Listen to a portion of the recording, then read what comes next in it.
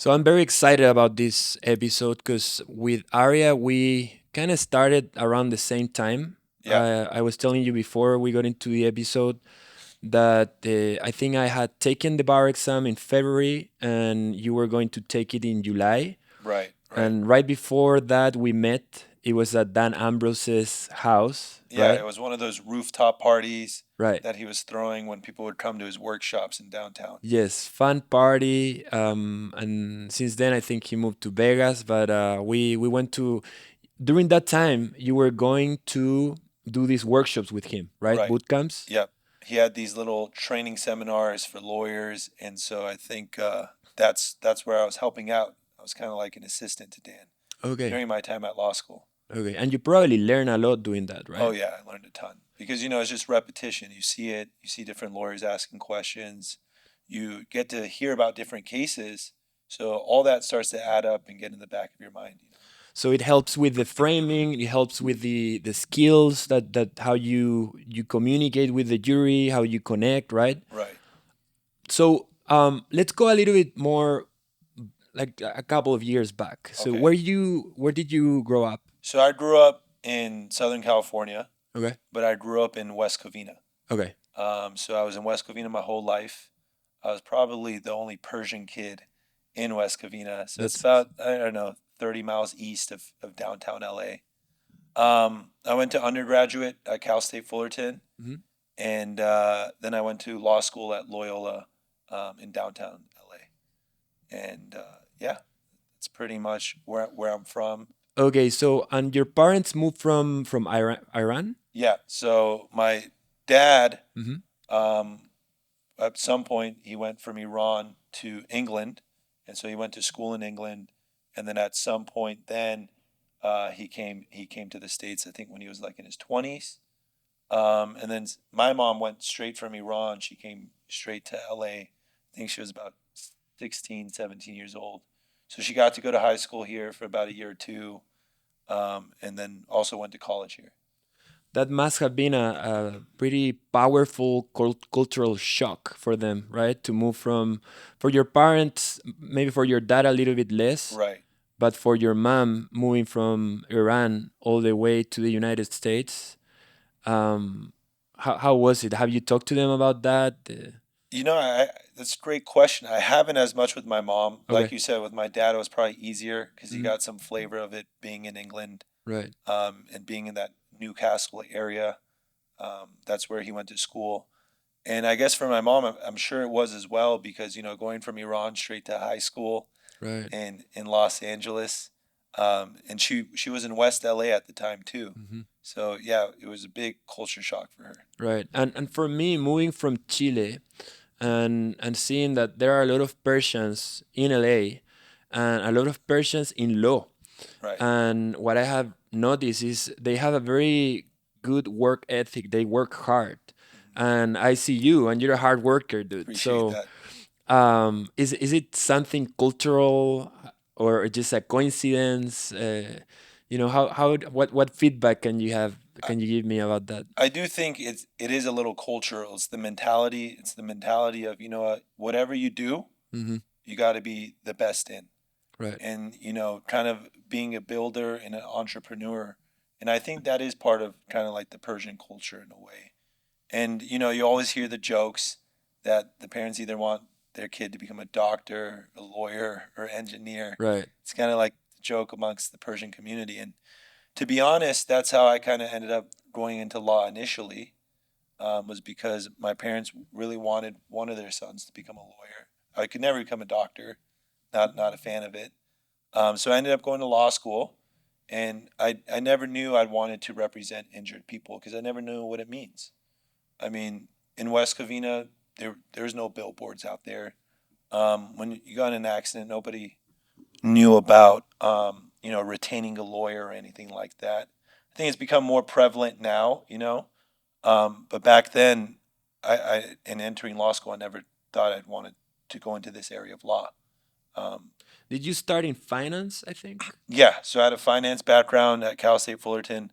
I thought I'd mix the law with finance in some way, but after my first year, I got a clerkship at Garagos, and from there I got to work on some cases against LAUSD for employees that were wronged and wrongfully terminated, and you know, it really brought chills down my back because hearing their stories. Right. And at that moment, I knew that this was very fascinating and interesting area of law. I mean, I don't do employment right now, but at that point, I ended up going to the CAOC conference. I got like a scholarship to go. I was there with all these lawyers. I'm the only law student there, you know, in this room full of big time CAOC, lawyers. for the ones who don't know, is Consumer Attorneys of California, right? So it's Right. an association where all of the attorneys that represent consumers in California, they gather, and they Right. basically, I think they're very, very political because they try to make a change in the legislature aspect, right, of things, as Yes. well as teaching and Right. building this community of lawyers to basically provide a good legal service to people in general, not only companies like the other side does, right? Right. And it's, I think what's different about them is that they're actually helping changing the law or Right. making sure that the laws stay in our favor for people that have been wronged or injured. And so they're activists in the community as well as with the law in California. And so, yeah, that's pretty much what COC. I mean, I'm not part of it, but that's originally how I came to learn about the plaintiff side of work, I'd say. Okay, and then that type of work touched a special fiber in you, and that's how you decided to get into plaintiff law, and you get motivated, and from that time on, you go to law school right after. So I was in law school. You were. So it was my first year that I did that clerkship Hmm. or clerical position with Garagos. And then at that point, I went on to work for various different law firms as a clerk. I got to work with like Dan Kramer and Teresa Johnson, which, Hmm. you know, they were amazing. They're great. Great trial lawyers. So that was a special experience. Then after that, I got to clerk for Mike Alder, who was also I amazing. remember that. Yeah, you know, what I loved about him as well is that, you know, always was trying to teach, always trying to teach you, even if you're just a law clerk. So I learned a ton from different people. And then at that point, once I became or was going to take the bar exam, I decided to join Mendez and Sanchez as an attorney, as an associate. And that's in LA. Yes, Okay. So how long have you been in Mendes and Sanchez so far? I'd say about 5 years, 5 6 years now Five, almost. six Yeah, years. so I started a little bit as a clerk, Hmm. and then I transitioned once I passed the bar exam, and Associate, as an associate and now there. you're Yeah. a partner. Yes. Yes. Nice. Now let's talk about the trial work, because that's interesting to everybody that war stories and experiences that you have lived. You've been involved in trials since early stages in your career. You were training for that when I met you, and it happened. I remember that at your firm, you guys had a very good trial lawyer, and you Alex started Guerrero. Alex Guerrero, Yep. and I remember you started trying cases with him, and you were learning a lot from him. Yep. And I remember I went to see you on, I think it was your first trial, Oh though. yeah. I think so. Yeah, I was. I In think I Was it was Van 1 year out. Nuys? Yep, in Van Nuys. Right. And you were not very happy with the result, but the result was great. I think it Yeah. was a great result for the case, the facts. It was a challenging case. I saw you in you were cross-examining an expert, Yeah. and that's a challenging thing to do when you're starting. Right. And I I think it was think my first year. you did a great job. So how it's been working with, because in my case, what I did was I worked for a lawyer, right? After I took the bar exam in California, and then I opened my own firm, and I'm fully on my own. The path that you took is you work for this firm, but now you became a partner in the firm. So you have this network that I really am jealous of, Yeah. because you have someone to talk to and share your when you're making decisions, if the decision is right or wrong, you have at least someone to talk to and get feedback. Right. Bounce ideas off of. Right, A lot and of and people. and many of these guys have been in the game longer than you have been. So how it's been for you to grow in this environment? I love it, Hmm. and I feel like in a way I got super lucky. Right. Because the reason why I originally joined was um, because I wanted to go somewhere where there was no ceiling. Hmm. And I wanted to go somewhere where if I wanted to take a big deposition, or for example, like how I got the opportunity to go to trial my first year, I wanted somewhere where it wasn't like you're only pushing paper and there's certain levels as to who can do what. Right. And a lot of times people work at a firm and someone just wants them to do discovery all day, which is fine.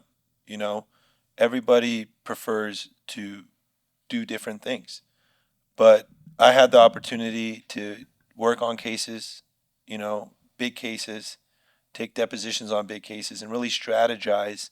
But I never do everything on my own, even still to this day. Hmm. And what I mean by that is I'm the type of person that I'll ask everybody what their opinion is on Right. something, I'm the same way. So you I know? struggle on my own, Yeah, because I'm asking everybody about different things, and that's why I feel I'm jealous about you, because I feel like lawyers sometimes we are on the opposite spectrum of just doing what your gut tells you. right. We want it to be perfect, Yep, right? And that presents challenges on the business side, because you want your decisions to be perfect, and in the right. business side you're always going to make mistakes. Yeah, But then when you have a circle surrounding you, you have a very good businessman in your team, yeah. and that is probably putting you on the map now. You guys are gonna be probably one of the most successful law firms in LA, and that's a competitive market. If you're not one of the most successful already. No, no, we got a long way to go, but Hmm. yeah, every day, just trying to get better. But just like you said, asking different people their opinions, because sometimes as lawyers, we tend to see things a certain way, Hmm. right? And you want to ask everybody because just like if you were to take the case to trial, you wouldn't believe what some of the jurors say or Right. how they interpret things. Right. So I ask my paralegals, I ask, anybody at the office about something that, whether or not I'm concerned about per se or just what their take is on something. Hmm. Because, then you need to make sure that you keep that into mind when you're framing it or if you're deciding to take the case to trial. Right. So fast forward from the time that I went to see you try your first case up to today. How many trials have you done so far? I think I've done a total of 6 now. Okay. Yeah. You're close to the Aboda number, no? Is it 10 that you need to get to Yeah, to become an Aboda member? right. I believe so. Yeah. Yeah. So getting there, but even though it sounds close, these days it's so hard to get Yeah. get to a courtroom. Right. Um, as you know, multiple Right. reasons. You have a trial date, gets kicked 10 times, Hmm. cases settle. Yeah. I just feel like every day gets harder and harder Right. to get into the So courtroom. going to law school, they would tell you, I don't know, 90% of the cases, 95% of the cases settle. Trials are so risky, time consuming, but also fascinating, Yeah, and you like them, right? You like love doing them. that type of work, Yeah, and that's what you feel passionate about. and it's just one of those things where it keeps you on your toes, Right. and there's a little bit of adrenaline, and sometimes being in the office too long can get boring, Hmm. and there's becomes like a balance of like you said, managing in the business side, but also the litigation side. So to be in the courtroom, to be excited about doing a cross examination, it's a really special feeling. Or even making sure that you're prepared and locked in. Hmm. I'm lucky because I get to try a case with Alex, for example, and Right. that camaraderie and being in trial together is sort of priceless. Hmm. And so it is super fun. I mean, obviously it's stressful, but to me the hardest part is in the preparation leading up to trial. And making sure you read every medical record, making sure you know every single detail and aspect about your case. And that's what I personally think is the hardest part. Rather than actually being in trial, I find it much easier than the preparation. What's your favorite part of trial? I think really the cross examination part. It's just being on your toes Right. and being able to, or having to think so quickly, and the preparation even before that moment, and trying to gather as much, deposition transcripts, and figuring out ways on how you're going to put your line of questioning together so that, you could land strong punches Hmm. in a fast and in an efficient way. Hmm. Are you one of the lawyers that believe that the case that you win your case in opening statement or closing? What's your belief as to that? I do believe in opening statement, and it's going to sound cliche, but the most important thing at the end of the day is your client, Hmm. and making sure that you really understand them and their story. I mean, one of my last cases in Orange County, my client was part of a motorcycle club. They try to paint him out to be a gangster, Right. tattoos and all that. But when you really get to know someone and you hear about their stories and about who they are and what they've done, the jury ended up in Orange County, conservative Conservative is a venue, hard venue. Yeah. ended up loving my client, and it's just telling his story in a way that everybody can understand who he is, and appreciate who he is. Right. So, how much time do you spend with your client in preparation for trial? Because in my case, I try to spend as much time as possible when during the case, Yeah, as much as time allows and other commitments. So you can't spend every day with the client as much as you would want, because you have your life and you have other cases. But as you get ready for trial, I think it's super important to really get to know the person behind this story that you're yeah, trying to convey, and try to stand in the shoes of this person, right? right.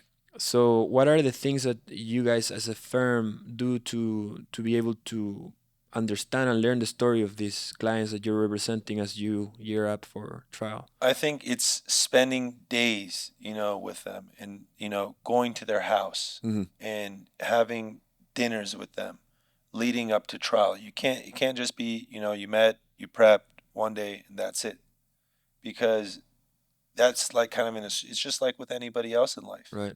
You don't build a bond by just seeing them one time. Yeah, you initially do. Just like you and I, when we first met, we both thought, we're super cool and we bonded. But the bond becomes stronger and you get to know people more as As you time spend goes time. by. Right. So it's no different than with your With clients. your client. You can't just spend one day, you know, before trial, the day before, in prepping and think that's enough. Hmm. It could be enough. You could be successful.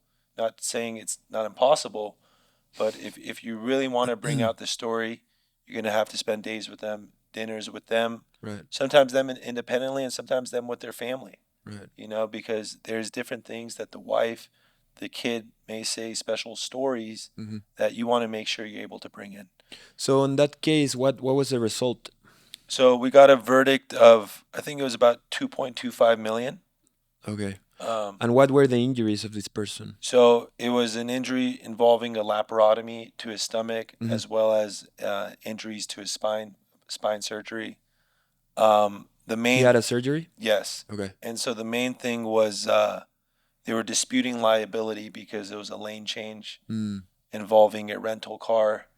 And believe it or not, they claimed the whole time there was no photos of the damage to the rental car. Right. And so we were going throughout this whole litigation It for, was an open policy, right? yes. Or a big policy. Well, that we don't even know if they were honest at the end of the day because it was Avis. And so we Mm. learned some things because it's currently going through the appeal process. So I'm not going to, I don't want to Right, right. You don't want to discuss give confidential too much about information. it. But yeah, long story short, one of the property damage photos that they claim never existed came up during the last day of trial when we were cross-examining the defendant. Oh wow. It was like an aha moment, like Wow. in a So on that case, you're suing a rental company, rental car company, and you deal with the grave amendment, right? The federal law that shields these rental companies from liability. So to get them on the hook, you go against their insurance company that provides insurance to the driver, or you did a different. no. It was pretty simple, just Yeah. like you said. We weren't going after the rental car company. Right. We were just going after the driver, and he had purchased, that extra coverage that they Hmm. offer you Okay. when you go rent a car, Got just it. like anywhere Yeah. around the world. Yeah, I'm dealing with a case with similar facts, but yeah, we're suing different drivers, and it's gonna be interesting. TBI injuries, yeah, it will be interesting. Sounds like a fun one. Yeah. So on that case, what parts of the trial did you So on that case, I did the opening, do? Okay. um, and pretty much split the witnesses, down the middle. Hmm. It was a longer trial. It was about 3 weeks, and the reason why partially it's that long is because Orange County only has court days, trial days, 3 days a week. So we Okay. went Tuesday, Wednesday, Oh Thursday. wow, sure. Yeah, so it involved, a lot of different experts because they were disputing liability. So there's accident recon, motorcycle experts, as well as radiologists and spine surgeons, as well as a gastroenterologist. So Hmm. a lot of different experts at play. Um, And as you prepare that case, as you focus group that case, right? yes, So multiple you times. basically, for anyone who's not a lawyer dealing with trials, focus group is you just get a bunch of people. Did you use Harrison's Yeah, focus group? Nice. always. What's the name of the company? Foresight. Foresight. Foresight. Yeah. Yeah. For anyone who's listening who needs a focus group, this Yeah, is a Harrison's great. free advertisement for our friend Foresight. Harrison Shields. Yeah. Yeah. He's great. He's done all of our focus groups Oh, actually. really? Yeah. Nice, nice. Okay, so basically, you did focus group. Yep. Um, Multiple times. spent many days with the client, with his family. Hmm. What were your damages witnesses? Because you had experts, you had Right. treating doctors, That's a great question. and then damages witnesses, the people who lived the before and after of the pain, suffering, and So what I learned, and maybe this is known to a lot of people, but as a young attorney, is that the most important damage witnesses are ones that are not related to your right, clients. right, right, Right? right. I'm not saying that, family is not important. Hmm. They are, and you So the want to hear their bias. testimony, right? But when you get someone super independent, like in Hmm. our case, we had my client's supervisor come and testify. And her testimony, she just knocked it out the park. Yeah, It was, finding that witness. I recall, I don't know, listening one lawyer talk about the clerk that cashes, or gives you the coffee in the morning, that sees right. a before and after, Yep. and that requires digging. It Right. requires research, investigate, spend time finding these witnesses because they are not easy to find, Right. and creativity as well, right? Yeah. So you probably spend a long time with the client trying to find out who, other than your family, is able to give this powerful testimony that will move the jury to really see the case for what it is, right? Yeah, exactly. Because, at the end of the day, like you said, family members are biased. Jurors understand that. They appreciate their testimony, and it is touching. But you want someone that's independent, that, sometimes, to be honest, we see people that we work with every day more than we do our family members Right. because we're with them all day, every day. So to hear that sort of testimony, and it also discusses who they are, like as far as their character, Right. hard worker, not someone that's just stays at home all day, and the type of work, blue collar job. Hmm. So it shows that this wasn't just a lazy individual, before this crash. Right. Someone that loved his job, and he loved a hard working job. It wasn't just any job.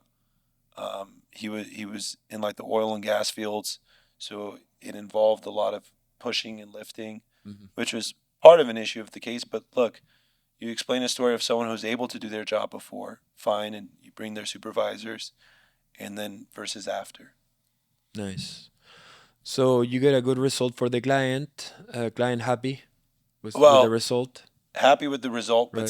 still pending No, yeah. Ah, you're yeah, yeah. because Okay, it's in appeals now. yeah. Okay. So when is it? Do you have a date when this whole thing will get resolved? Maybe 2025, hopefully by Okay. summer of 2025. So we tried the case last October, about exactly a Ah, it's year pretty ago. recent. Okay, okay, Hmm.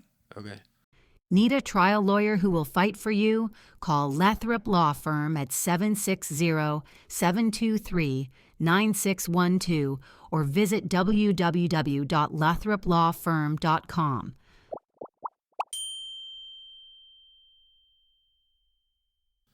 Good. So that on the side part, and we could talk about trial on the trial part, and we could talk about trial, for hours because that's what we really like.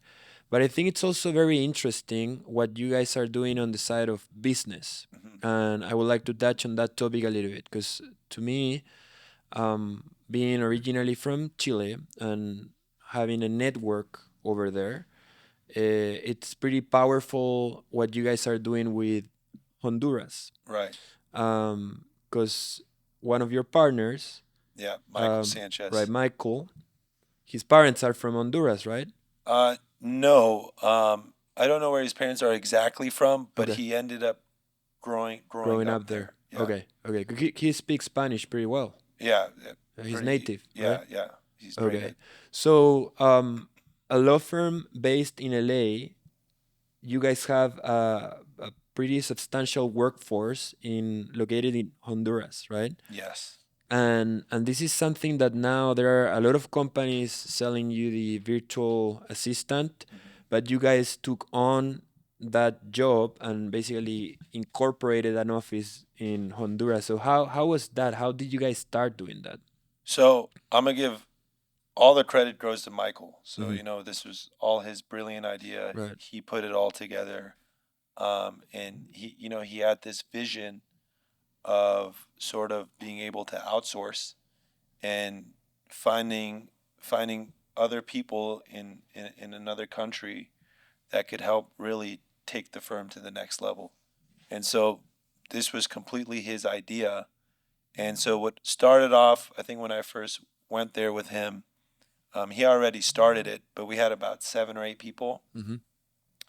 Fast forward 3 years. 3 years later, I went back a week ago, and we have almost over 60 people there. Wow. So it's like a 4-floor building, and we were taking up almost two or It's a three floors of huge it. operation because I'm used to seeing law firms that do what we do, and in general they are small law firms. They can have substantial amount of cases, but not that many employees. To have 60 people working for you in another country, that requires a lot of management. So you have a person over there overseeing everything. Yeah, so we have a person that's sort of a manager Hmm. for us, that oversees everything, and she's incredible, and we're just in constant communication. And it's just like anywhere else. Some people stay, some people leave. Right. There could be turnover, but at the end of the day, just like here, when you invest in people Hmm. and you take time to teach them and you empower them, then you start to find really great employees, Right. that will stay and hopefully stay for a long time. Right. And after COVID, there was a before and after in terms of working from home, working remotely.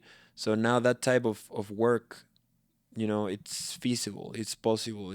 You're able to have an office that is located anywhere in the world. Right. To me, that's very interesting because, as I was saying before, being from Chile, I've been always thinking I'm doing so much good with what I do for people here in the United States that unfortunately, because of the laws that we have in Chile, I would not be able to really provide. Because over there you don't work on contingency. Right. When you win a case, the damages they pay a very small amount for moral damages. Like that's the way they call it in Spanish. Right. The non-economic damages, human losses. Over there, it's just compensatory damages, like special damages, medical costs, and loss of income, stuff Yeah. like that, if they pay you enough to get even. So there was a saying when I grew up in Chile that lawyers would say often, which is, it's better to get a bad settlement Uh-huh. than a good litigation or a good trial result. And that saying doesn't apply here, because like you get a good result here for your case, and it's definitely going to be better than a settlement, right? And that to me it's wrong.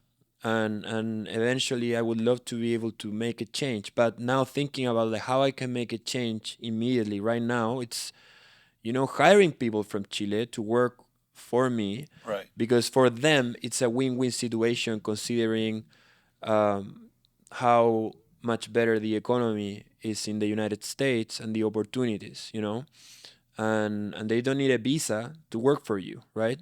Yeah, and I think the thing you kind of touch base on it, which allows this, is that everything is sort of remotely accessible Right. now.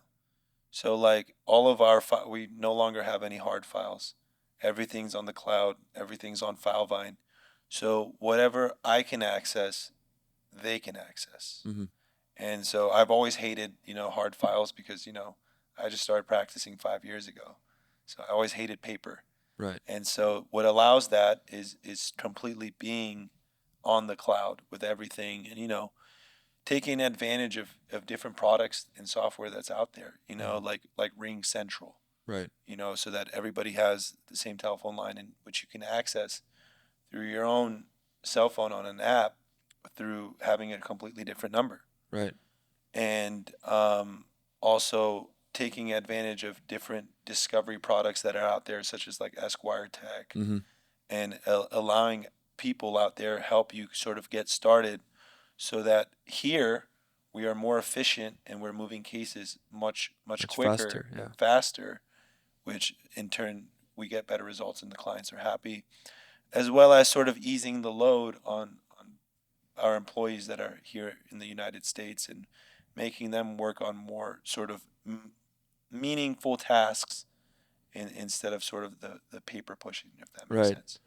Yeah, I was just at a breakout room, a conference, and I was listening to these guys talk about Eve, which is a AI software that basically analyzes all of your files, litigation, medical Wow. records. And I was thinking to myself, when I started practicing, I was doing wildfire cases, and the amount of documents that you had to review. And during, back then, you had softwares that would help you review the files, Right. but you had to look at the files. Now at least you have some eyes before your eyes looking at everything, give you an idea, and also providing you, this software provides you like a citation, that you click and you can go to the file and check if the information they are providing you is good. So yeah, I'm a big fan of cutting edge and AI in the practice of law. Of course, considering the limitations, and also being aware that there are some privacy concerns there that you need to take in consideration, right? Right. So in terms of your practice, you said you use Ring Central, which is a phone company, right? I'm using a different one, Vonage, and I'm gonna try it for the first time being abroad, being in Chile, and I'm interested to see how it works when you're not around, because these are Wi-Fi internet companies that provide that service. It's very interesting for me to talk to someone that understands the business side of law, because before I would always talk about trial work, and Right. lately I've been getting into the business side, Yeah. and you're getting a little bit of that experience by becoming a partner of your own firm, right? So what are the platforms or companies that have really improved, the quality of your work, and the quality of your life ultimately, right? Because they help you. That's a great question. Mhm. So, like I previously mentioned, obviously you need to have some cloud or Right. software database which has all of your cases on. Mhm. I personally love FileVine because you can cater it to exactly how you want your file to look. Mhm. And from FileVine, there are other companies out there that can help you analyze, as long as you have someone inputting the data properly, analyze what people are doing with each case. And so that's the beauty of it, because once you become bigger and you scale, the hardest thing is to monetize. Mhm. And so that's what you're able to do. For example, when you have other people, let's say overseas, making sure that they're inputting that data, right? Making sure that it's not just when you're on the cloud, everything's just saved under docs, but that under each section, those things are properly filled out, or else there's no way you can monetize all Yeah. that data. And so obviously that's super important. And then, for example, in the litigation side, things like Esquire Tech to make sure that your discovery is going and you're moving cases and you're responding quicker. Quicker you respond to discovery, the quicker the case moves. The more extensions you ask for, the longer it takes for the defense to gather the information they need in order to be able to evaluate your case. Mhm. Um, I guess also something like Steno, huge fan of Steno For the positions. for depositions, Yeah. scheduling. Right. It just makes it so much easier on Yeah. everybody. I'm I'm uh, I'm pleased and I'm happy to hear that all of the the companies you just mentioned are companies I also use. So I guess Yeah, it's I'm in nothing the right track. groundbreaking or something that's crazy. I'm sure most of everybody uses them, but Right. making sure you also use them properly and effectively Mhm. in order to get the best out of them. Right. Awesome. So yeah, to me, AI is something that really changed my practice. I became so much more efficient using AI. So I have a capacity to handle more cases and be more, the level field. It's more the playing field is more leveled. Right.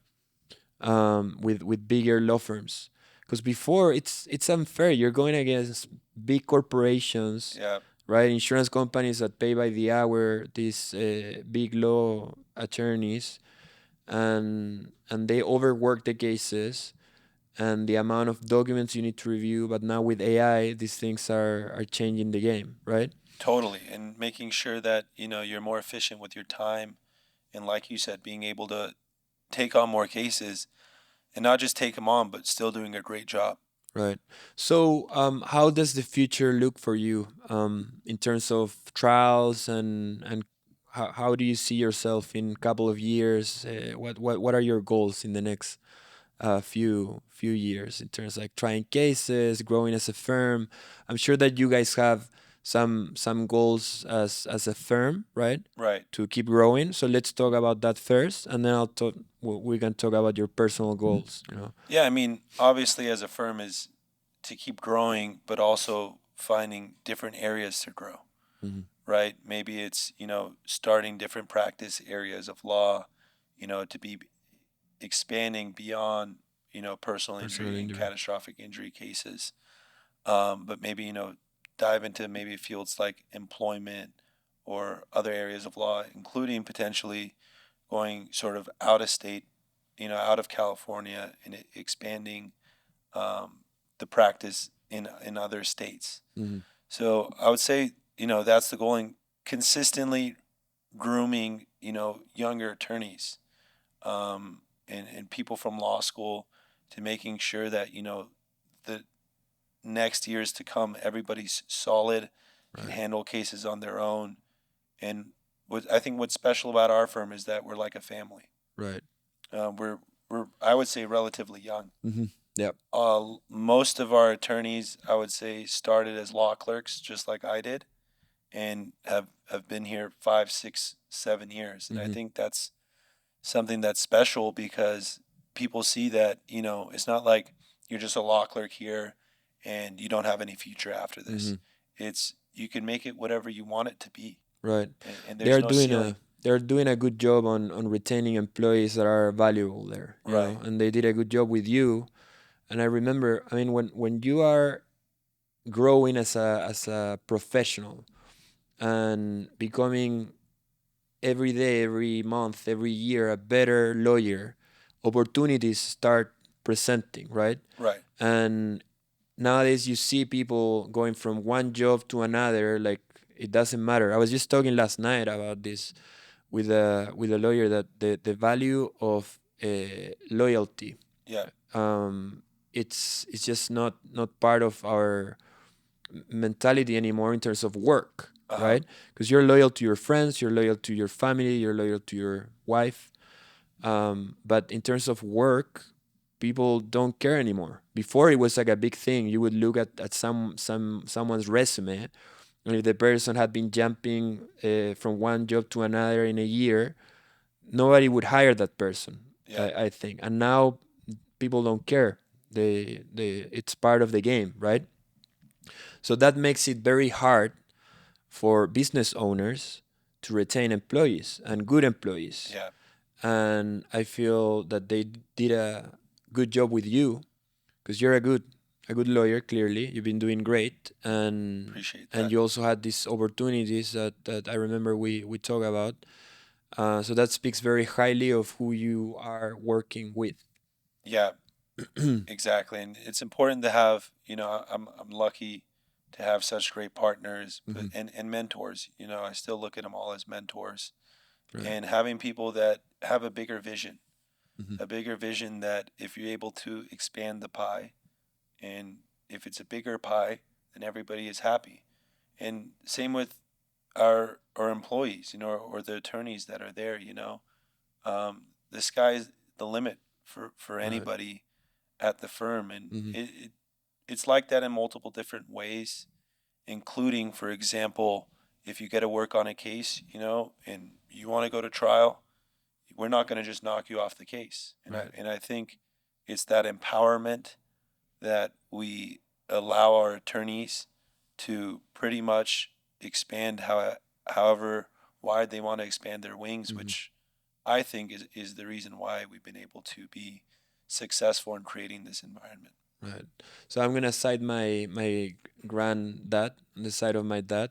We are called the same. He's Jorge Federico Lathrop. Uh-huh. When I started on my first job, he would tell me, um, what you need to look on a job are three things. First, that you wake up in the morning and that you feel happy to go surround yourself with people you're working with. Because I mean, sometimes your job is gonna be boring, Right. but you shouldn't feel like you're going to a place where you just don't want to hang out with the people you're surrounding yourself with. So it's a good work environment. That's the Yeah. first thing. The second thing is a decent, pay, Right. salary, right? Um, Something that allows you to live how you want, right? Uh-huh. And then third, and I think it's one of the most important, an horizon of progress. Hmm. Because if you're stuck doing the same thing over and over again, you just lose passion for life, for what Get you're bored. doing, right? You get bored, Yeah. You get complacent. right? So that's another challenge that I see when you have employees, right? It's not easy to give them an horizon of progress. Yeah. And sometimes it's easier to just let them be where they are.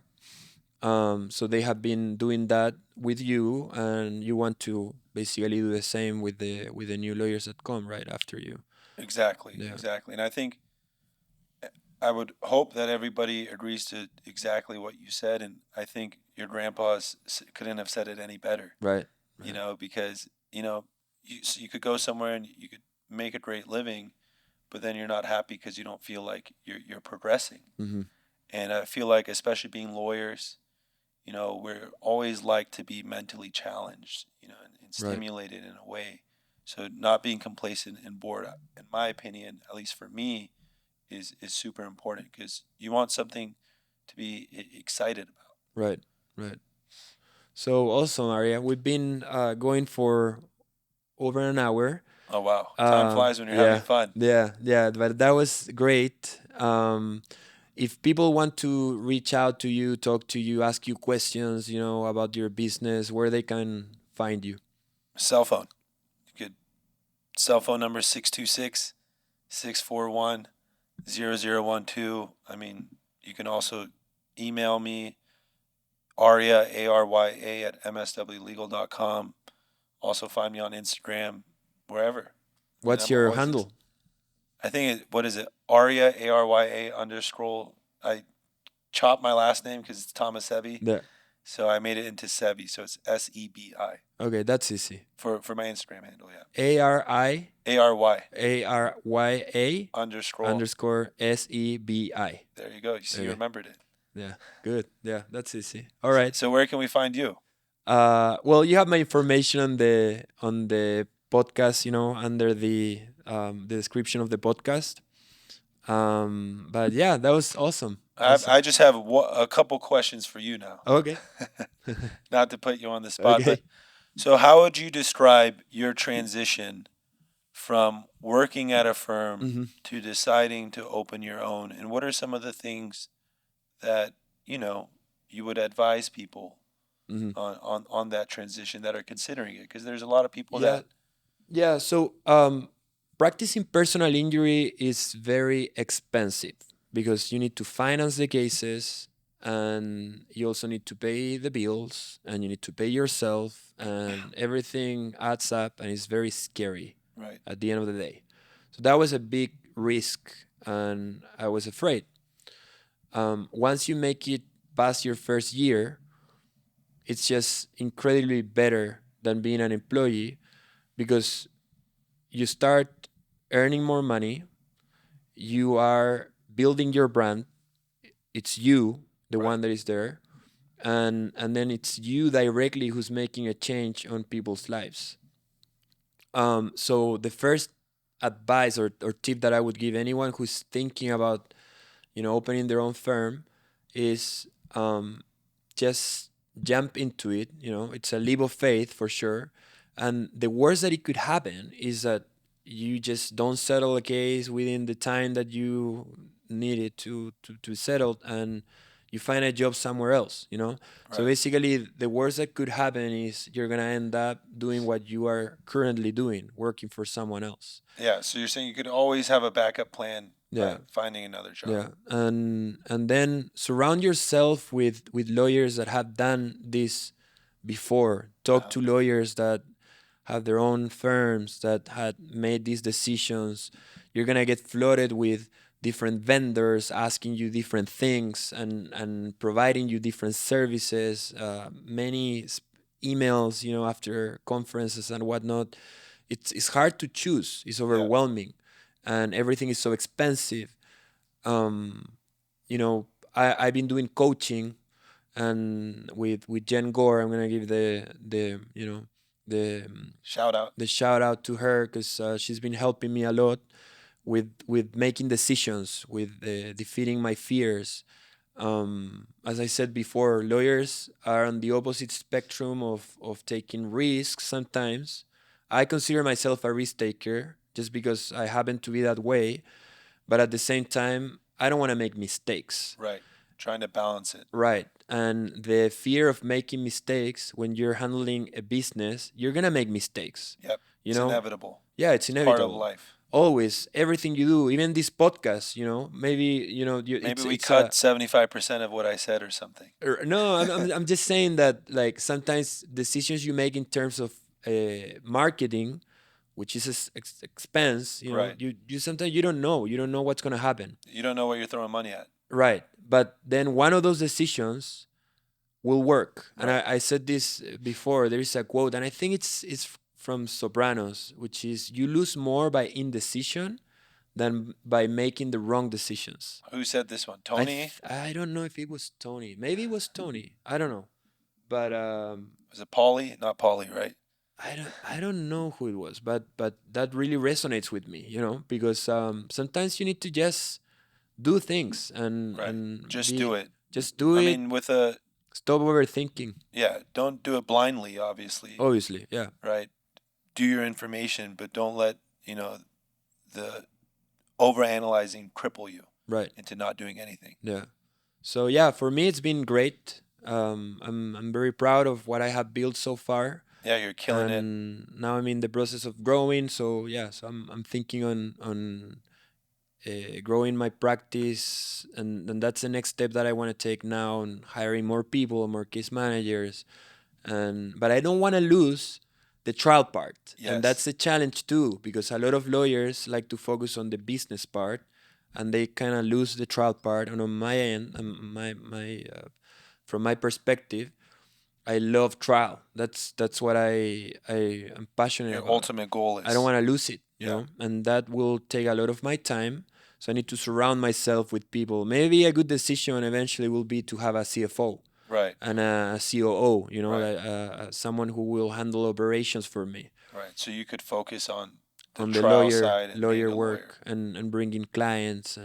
and Because at the end of the day, you got to keep the lights on. right, right. So yeah, decisions. It's great. That's what's coming for me and Well, I'm for proud of everybody. you. I know when you wanted to transition, you had called me Right. and you were a little bit concerned, obviously, Yeah. and to see you grow till now is incredible. Yeah. It's been awesome. It's been, I can't say anything bad about it. So yeah. Very proud of you. All right, guys. Thank Well, you. thank you all for listening. That was a great episode. I really enjoyed it. I hope you enjoy it as well. So much, so many things that we could, Yeah, we keep could go talking on about. for the rest of the day. Right. So we'll have to maybe make a second episode. If you like this episode, if there are things that maybe we should have addressed that we didn't, or things we should have explored more in depth, feel free to comment, share Reach this out to us. episode. Yeah, we're always happy to do better, right, and to receive feedback And thank you from so much for our having me. listeners. Yeah, that was It's been a great. pleasure. Awesome. Thank you. Thank you.